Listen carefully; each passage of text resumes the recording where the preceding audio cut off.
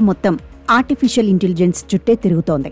మనిషి మహావేగంగా కృత్రిమ మేధకు అలవాటు పడిపోతున్నాడు. ఇదిచ్చే సలహాలను ఈజీగా నమ్ముతున్నాడు.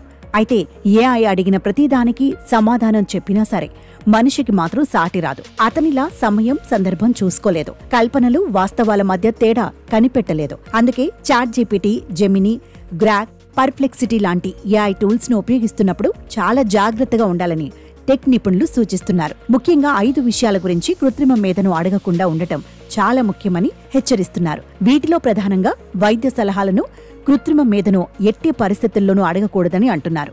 ఏఐ నిజమైన డాక్టర్కు ప్రత్యామ్నాయం కాదని, ఏఐ ఎంబీబీఎస్, ఎంఎస్లు చదవలేదని తెలిపారు. ఒంట్లో నలతగా ఉన్న చిన్న సమస్య వచ్చినా ఏఐని ఆశ్రయించి ప్రిస్క్రిప్షన్లు అడగడం ప్రమాదకరం. ఏఐ మీ ఆరోగ్య చరిత్ర, అలెర్జీలు, ఇతర అంతర్గత రుగ్మతల గురించి సమగ్రంగా ప్రశ్నించలేదని చెబుతున్నారు.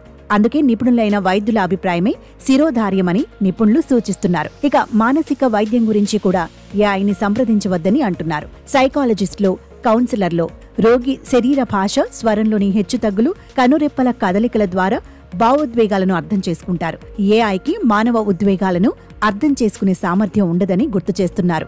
ఆత్మహత్య ఆలోచనల వంటి తీవ్రమైన అంశాలను ఏఐతో చర్చిస్తే ఏఐ ఇచ్చే సలహాలు తప్పుదోవలోకి వెళ్లి పరిస్థితిని చెయ్యి దాటే ప్రమాదం ఉంటుందని నిపుణులు తెలిపారు.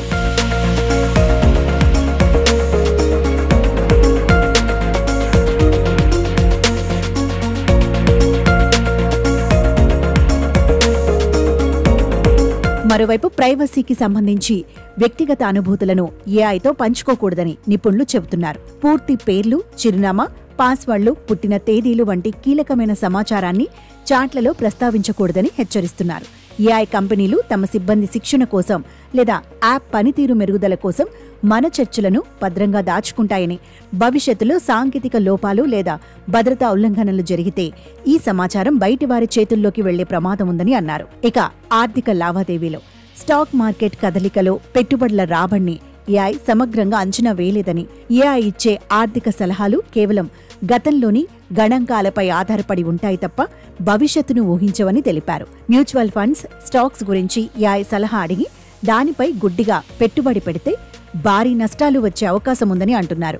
వీటితో పాటు చట్టాలు, న్యాయపరమైన అంశాల గురించి ఏఐని నమ్మడం అంత మంచిది కాదని హెచ్చరిస్తున్నారు. ఏఐ అందించే సమాచారాన్ని గుడ్డిగా నమ్మితే కోర్టులలో ఇబ్బందులు ఎదురవుతాయని తెలిపారు. ఇటీవలి ఢిల్లీ హైకోర్టులో ఒక న్యాయవాది ఏఐ సహాయంతో సేకరించిన వివరాలతో కల్పితమైన కేస్ స్టడీ ఉన్నట్లు న్యాయమూర్తి గుర్తించారు. వీలునామా నకలు తయారు చేయమని ఏఐని కోరితే అందులోని సాంకేతిక లోపాలకు మనమే బాధ్యత వహించాల్సి ఉంటుందని నిపుణులు హెచ్చరిస్తున్నారు.